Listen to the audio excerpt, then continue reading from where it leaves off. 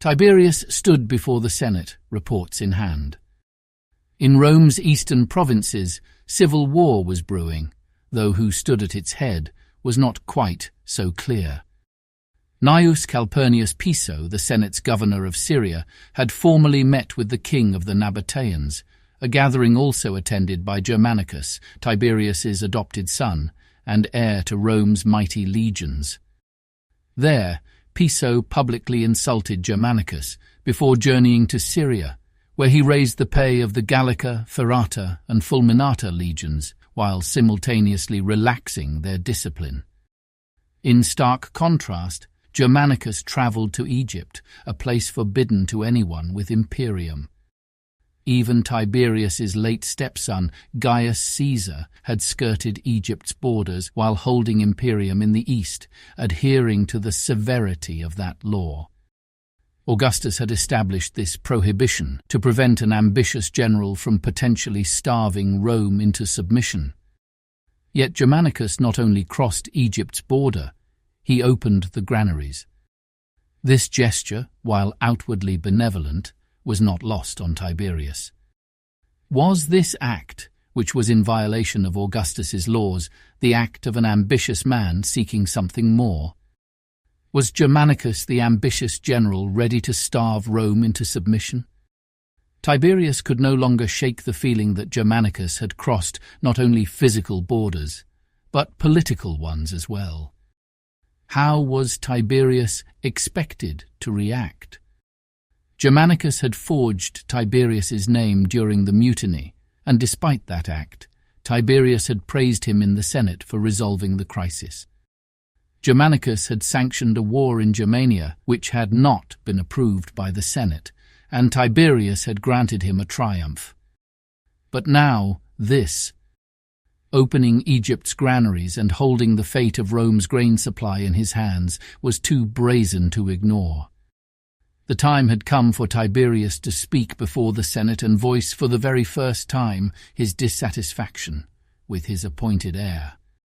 While Germanicus interfered with Egypt, Piso was busy building his base in Syria. His legions now called themselves Pisonians, hailing Gnaeus Calpurnius Piso as the father of the legions, a direct challenge to Tiberius's position as Rome's military head and father of the nation. Officers who refused to follow Piso were dismissed from the province. Those legions who remained loyal to the imperial family were now labelled Caesarians. History was once again lining up to repeat itself. Marians and Sullans, Pompeians and Caesarians, Octavians and Antonians. The rhetorical division between legion factions had always been preludes to civil war. But beneath these concerns lingered another question, one Tiberius had not yet dared to ask aloud. Had Germanicus's actions in Egypt and beyond reflected mere overzealousness, or had the young general, with his ambitious wife, begun to see himself as something more than a loyal heir? Tiberius's duty was to protect Rome. However, the closer he looked at the man standing at the heart of this unfolding drama, the more difficult it became to separate Germanicus's loyalty from the shadow of his ambition. The results of Germanicus's upcoming meeting with Parthia's king Artabanus would clarify Germanicus's position once and for all. Only time would tell if that clarification would allay Tiberius's rising fears. The meeting took place where Rome's Syrian border met Parthia's, along the northern banks of the Euphrates River.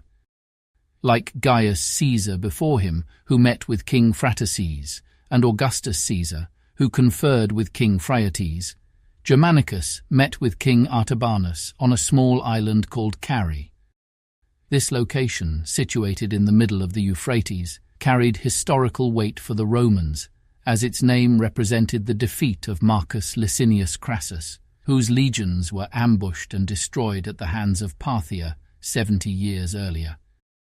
Because the island of Carrhae stood between the empires, the leaders of Rome and Parthia could meet in person to emphasize peace and a desire for diplomacy, without violating the borders of the other. Germanicus was accompanied by a retinue of military personnel and political advisers selected from Rome's Senate, along with interpreters, while King Artabanus was surrounded by Parthian nobility, military commanders, priests, and interpreters of his own. On opposing banks of the Euphrates, the rich cultural and military symbols of each empire were on full display, showcasing Roman banners in stark contrast to intricate Parthian tapestries. The negotiations were straightforward. Armenia belonged to Rome, and as long as King Artabanus continued to violate Armenia's borders, Rome would be compelled to intervene. However, for King Artabanus, the situation was more complex. Vonones, the natural son of the late King Phraates, was viewed by some factions within Parthia as their rightful king. While Vonones occupied Armenia's throne, he posed a significant threat to Artabanus's reign. The answer was simple. Vonones had to go. A more obscure member of the Arsacid dynasty would be installed on Armenia's throne by Germanicus. Tiberius had chosen Artaxius, an Armenian noble with no claim to the Parthian throne, thus posing no threat to King Artabanus. If that did not placate Artabanus, then war with Rome would be the alternative. Wars cost lives, and they cost money. Was King Artabanus of Parthia truly willing to risk such a price when a solution lay within reach? Tiberius presumed he was not. His instincts proved correct. King Artabanus and Germanicus successfully negotiated an agreement. Parthia would withdraw from Armenia's border, and Germanicus would travel to Artashata, the seat of Armenia's monarchy, and oversee the kingdom's transition in leadership. From Carrhae, Germanicus, accompanied by his retinue and a personal guard, set out for Armenia. Before crossing the border, he issued an imperial command to Governor Gnaeus Calpurnius Piso, ordering the dispatch of 2 of Syria's 3 legions to him in Armenia, in case the transfer of power required a show of military strength. Yet, by the time Germanicus arrived in Artashata, the legions had not arrived. Without the support of the missing legions, Germanicus was forced to abandon any plans for direct military confrontation.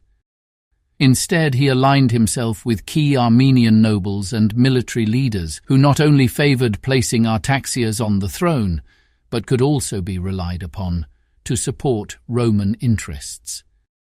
Although some of the pro-Parthian faction continued to back Vonones as king, Germanicus garnered enough influence to orchestrate a palace coup, achieving his aims without the need for war. By the time he returned to Syria, King Artaxias sat on Armenia's throne, and Vonones was imprisoned in Antioch, kept in kingly style, even allowed to receive visitors, but removed utterly from power. However, soon after returning from Armenia, Germanicus fell suspiciously ill. In Syria, among the Pisonians, there were those, including Piso and his wife Plancina, who favoured the overthrow of Artaxias and the return of Vonones to Armenia's throne. Alleging he had been poisoned at a banquet held to celebrate his success in Armenia, Germanicus took swift action. Under suspicion of poisoning, and for defying the order to send legions into Armenia, Germanicus dismissed Piso and Plancina from the province. Additionally, he removed Vonones from Antioch, exiling him to the city of Pompeiopolis in Cilicia, where he would remain imprisoned in relative comfort. Shortly after Vonones was transferred, new reports reached Tiberius and the Senate. Piso and Plancina, following their dismissal from Syria, had taken up residence on the island of Kos. Meanwhile, Vonones, during a recreational horseback ride, attempted an escape. In the ensuing chaos, Vonones was killed by his guards. For Tiberius, the results were as intended. Rome's crisis in the east had been properly resolved.